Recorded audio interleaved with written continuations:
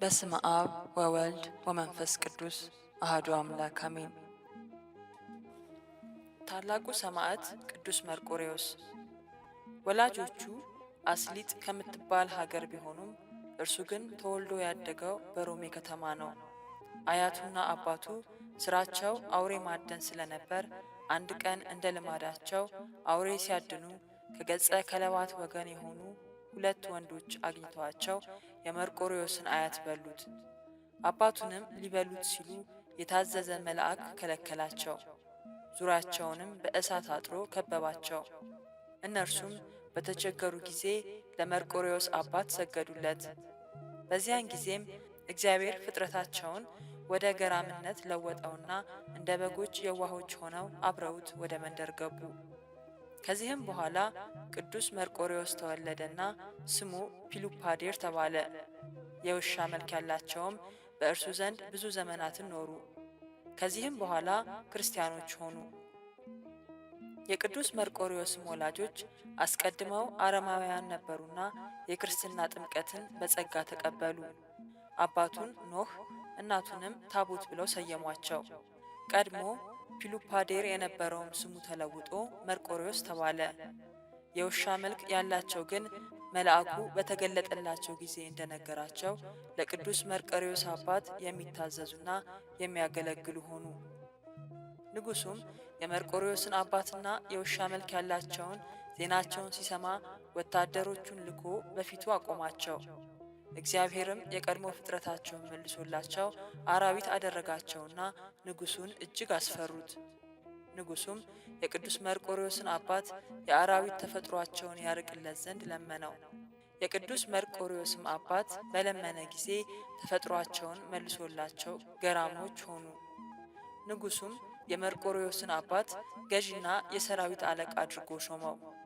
የውሻ ፊት ያላቸውም አብረውት ያገለግሉ ስለነበር ሁሉም ይፈራው ነበር።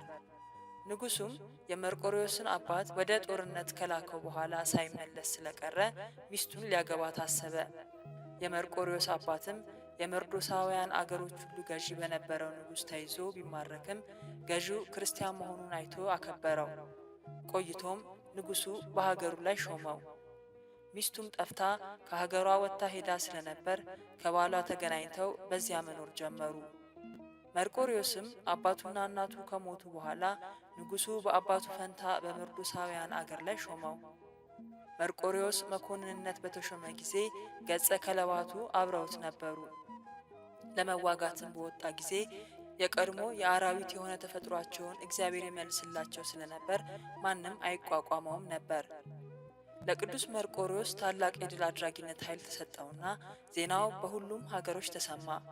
በሮሜ ሀገር ጣዖትን የሚያመልከው ዳኪዎስ የተባለውን ንጉሥ የበርበር ሰዎች ጋር ጦርነት ሊገጥም በወጣ ጊዜ እጅግ ሲበዙበት ፈራ።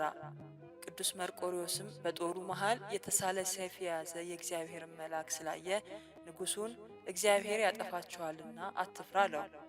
መልአኩም ሰይፉን ለቅዱስ መርቆሬዎስ ሰጠውና ጦርነቱን ድል ባደረግ ጊዜ እግዚአብሔርን አስበው አለው። ጦርነቱን ድል አድርጎ ሲጨርስም መልአኩ ድጋሚ ተገልጦለት ለምን የፈጣሪህን ስም መጥራት ረሳህ አለው።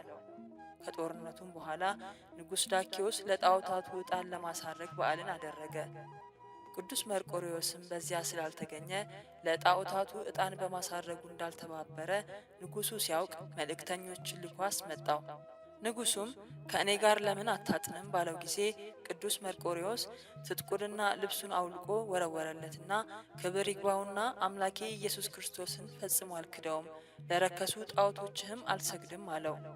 ንጉሡም ተናዶ ልዩ ልዩ በሆኑ ስቃዮች እጅግ አሰቃየው። ንጉሡም ስለ መርቆሬዎስ ብለው የአገሩ ሰዎች እንዳይነሱበት ፈርቶ በብረት ችንካር ቸንክሮ የቀጶዶቅያና የእስያ ክፍል ወደ ሆነችው ወደ ቂሳሪያ ከደብዳቤ ጋር ላከው።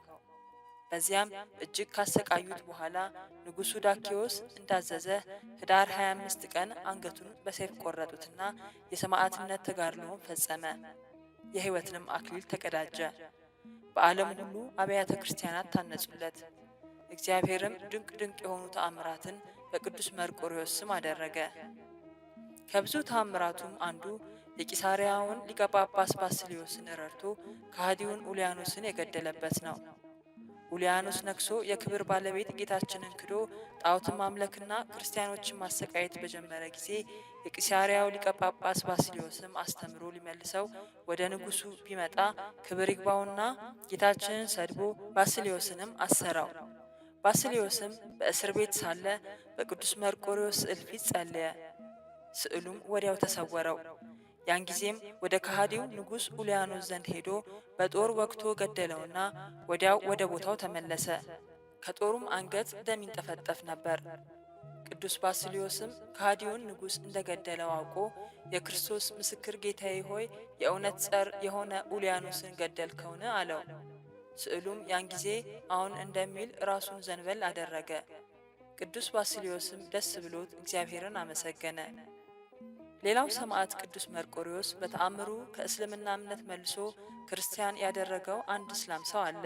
ይኸውም የቅዱስ መርቆሬዎስ ቤተ ክርስቲያኑ በተሰራችበት በምስር አገር የሚኖር ከመሳፍንት ወገን የሆነ ወጣት ነበረ። ከብዙ ሰዎችም ጋር ሆኖ ወደ መሐመድ መቃብር ለመሄድ እንዳሰበ ለአባቱ ሲነግረው ስንቅ ሰንቀው በሰላም ወደ መካ መዲና ሸኙት። መካ ደርሰውም ስራቸውን ፈጽመው ወደ ቤታቸው እየተመለሱ 7 ቀን ተጓዙ። በሌሊትም ሲጓዙ ስለ ስጋዊ ግዳጁ ያ እስላም ወጣት ከግመል ላይ ወርዶ ለመጸዳዳት ዘወር አለ። እነርሱም አብሯቸው የሚጓዝ ስለመሰላቸው ባልንጀሮቹ በበረሃ ውስጥ ትተውት ሄዱ። እርሱም ወዴት እንደሚሄድ ስላላወቀ አራዊትም እንዳይበሉት ፈርቶ እጅግ ደነገጠ። በዚያም ጊዜ በምስር አገር በአባቱ ቤት አቅራቢያ ያለች የሰማዕቱ የቅዱስ መርቆሬዎስን ቤተ ክርስቲያን አስታውሶ በልቡ ቅዱስ መርቆሬዎስን እንዲያድነው በመለመን ተሳለ። ወዲያውም ቅዱስ መርቆሬዎስ በፈረሱ ተቀምጦ ወደ እርሱ መጣና ከወዴት ነህ? ከዚህ በረሃ ውስጥስ እንዴት ጠፋህ? አለው። ወጣቱ እስላምም የሆነውን ነገረው። ቅዱስ መርቆሬዎስም ና በኋላዬ በፈረሱ ላይ ተፈናጠጥ አለው። በአየር ላይ እየበረረ በምስር አገር ወዳለች የቅዱስ መርቆሬዎስ ቤተ ክርስቲያን ውስጥ እንደ አይን ጥቅሻ ደረሰውና እንደ ተዘጋጅ በውስጡ አስገባውና ከእርሱ ተሰወረ። ይህም ወጣት በኋላ አምኖ ተጠምቆ ብዙ ሰማዕትነትን ተቀብሏል። ገዳምን ገብቶ ብዙ ከተጋደለ በኋላ እንደገና ወደ አገሩ ተመልሶ ብዙዎችን ወደ ክርስትና አምጥቷል። በቅዱስ መርቆሬዎስ ስም ቤተ ክርስቲያን አሰርቶ አበምኔትም ሆኖ ብዙ መነኮሳትን አፍርቷል። ወስብሐት ለእግዚአብሔር።